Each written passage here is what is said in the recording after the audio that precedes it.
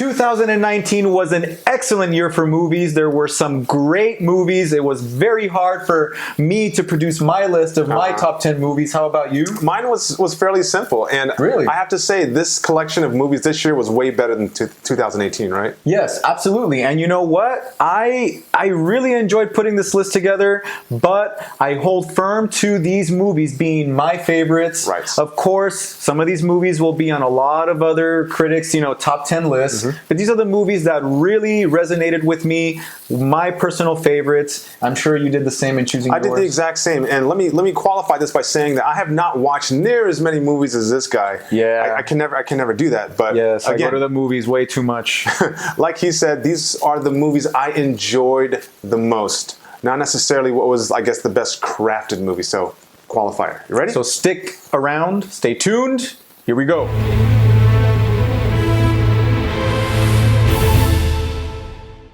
My number 10 is a movie that brought back the classic song by the Loonies, I Got 5 on It. Yeah, it is Us, which is directed by Jordan Peele, which I thought was an interesting twist on a horror movie. Yeah, I had problems with the tones in the beginning. It was a little too humorous, but it got to the horror part in the third act, and I appreciated it for that. A unique plot and just overall an exciting watch. That's my number 10. My number 10 is a horror film as well.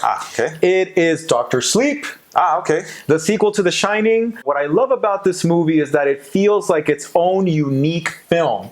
It really does not take the same tone or the same style as The Shining, but it manages to be its own unique film. But it manages at the same time to kind of recapture the essence of The Shining by going back and revisiting some of those scenes from The Shining. But ultimately a memorable villain that I really enjoyed. Good acting all around. Creepy movie, good storyline. It kept me captivated all throughout. Really enjoyed it. It kept me captivated as well, which is why it's my number 9 movie on this list. Oh, really? Yeah, Dr. Sleep, I enjoyed it for all the reasons that you said. I will only add to that I enjoyed the passing of the torch from Danny to Abra. I liked how you got to see the villain side of the story. She was such a good actress, yes. Abra. Yeah.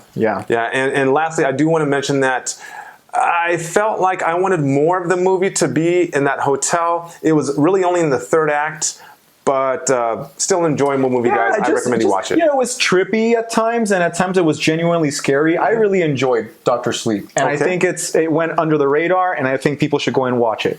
Did you enjoy your number 9 movie? Yes, I did enjoy my number 9 movie, which is Uncut Gems, Adam Sandler. Loved this movie. Very stylish, suspenseful from beginning to end. This movie does not let up. Adam Sandler at his best, absolutely. And, a movie really just about how a person can just let his pride get the best of him, let his stupidity get the best of him, and destroy just every relationship around him. But also just like a movie that you don't know where it's going, and it's surprising. Yeah, no, absolutely, totally agree with Uncut Gems being on the top 10. Let's move on to my number 8. Absolutely. My number 8 was a movie that a lot of people enjoyed. It was John Wick 3. Oh. Yeah. I mean, who doesn't love... Parabellum. Yeah, like who doesn't like gratuitous violence, okay? And all the fighting scenes, the choreography was excellent. Yeah, the cinematography is always great in a John Wick film. You stole my thunder on that. Yeah, I was going to talk about the visuals, the cinematography really steps it up a level, and the sound too. So definitely love that movie, John Wick 3. Yeah, Keanu Reeves. You can never go wrong with Keanu Reeves in an action flick. Amazing color palettes, great movie. My number 8 is Marriage Story. Okay. Of course, if you've been through a divorce, you will just, wow, this movie just gets it completely right. It takes you through the ups and downs of a divorce, and it is heartbreaking because there is a child involved, and Scarlett Johansson and Adam Driver are just top-notch, utterly convincing, very raw, brutally honest, amazing movie. Don't miss it on Netflix, Marriage Story, number 7. Okay, my number 7 is a little more upbeat. It's going to be Toy Story 4, which, although I felt like it was kind of the worst movie of the series, is still an enjoyable romp. The thing that stood out at the beginning was the visuals were eye candy, for sure. And I thought this was a fitting send-off for Woody. Okay. This was definitely Woody's story. And I appreciated that.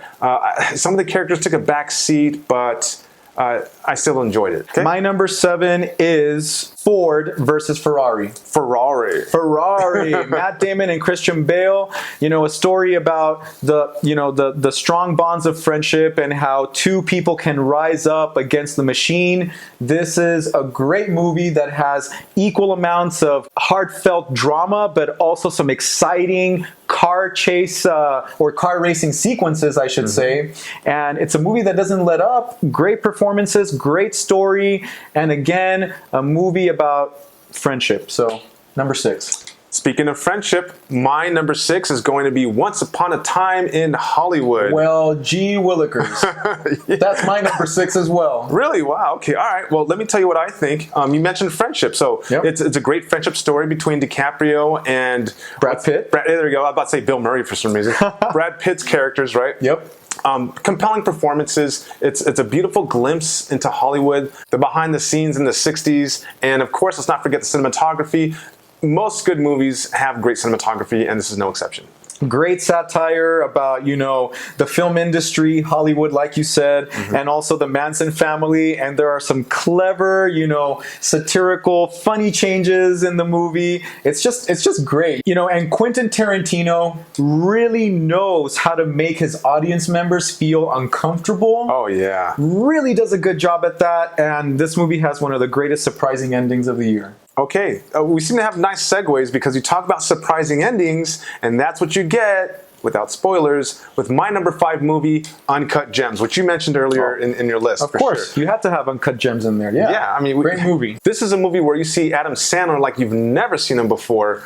You said a lot of good things about the movie. The only thing I'd like to add about it, or at least elaborate on it, is how the high-octane pace and the conflicts get your blood pressure way up, which gets you fully engaged in this movie, so you're interested from start to finish. Yeah, talk about a cautionary tale, right? Yep. Really good. Yeah. My number 5 is Jojo Rabbit. Jojo Hoppy. Man, what a pleasant surprise this year. A great satire about Nazism that blends comedy, laugh out loud comedy, by the way. I love that. With, heartbreak. Scarlett Johansson gives a great performance, and this movie has probably the year's best child performance by Roman Griffin Davis. This kid is a revelation. He's going places. And of course, Taika Waititi, man, another home run for him, man. Yeah, whether he's a director or an actor, right? Yeah, I mean, it's such a great, enjoyable flick. For my number 4 movie, we have The Irishman, which was a Netflix-produced movie,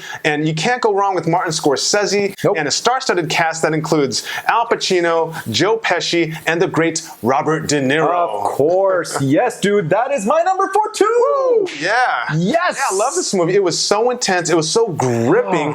And you know what? Just when you thought gangster movies were just passe, Martin Scorsese does it again, guys. This feels like his most, refined, epic gangster film. Talk about a haunting ending that stuck with me, by the way. Yeah. I mean, this is a movie that takes you really from the beginning to the end of this character's life. Sheeran, I believe, that the Irishman. Great movie, man. Yeah, and then this had a very engaging climax that had you guessing. It was very twisting. And you weren't sure where it was going to go. And so, like I said, this movie will have you watching it from beginning to end, despite the fact that it is 3 hours plus. Rounding out my top 3 of 2019 is a movie we just watched the other night, 1917, guys. Yes. This is a movie unlike any you likely have ever seen. I mean, the techniques alone are worth buying the ticket to watch Roger this movie. Deakins. Yep. The cinematography was super immersive. I had tears, and I was pleasantly surprised by a war movie, and I'm not even really into war movies, except for Saving Private Ryan. So go watch 1917, by the way. You will not be disappointed. Excellent. Excellent choice, sir. My number 3 would be The Lighthouse. The Lighthouse. Talk about a callback and an homage to classic vintage black and white movies. Willem Dafoe, Robert Pattinson, 2 powerhouse performances. They get stuck in a lighthouse, and it's about isolation, repression, paranoia, crazy things happen in that lighthouse, and of course, a few fart jokes in between. Gotta have those. This is one of the most surprising movies of the year. Great comedy, really suspenseful. a great movie. Don't miss it. All right, another movie not to miss, guys, is my number 2, which is Joker. A movie that had a lot of people unsure about it when it came out because of the over-the-top violence, which I think was ridiculous. I've seen way more violent movies, right? Yeah, for sure, yeah. Yeah, the Joker was made all from Joaquin Phoenix's performance. He did such a good job of creating sympathy for a villain, like a villain that is ingrained in our souls. Number 2, very easily.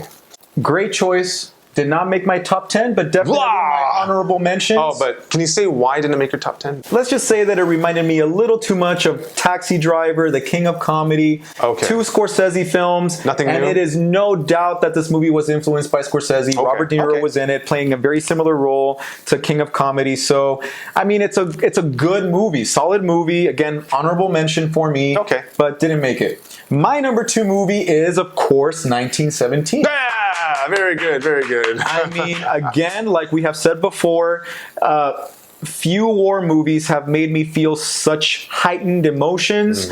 Few war movies have made me feel fully immersed.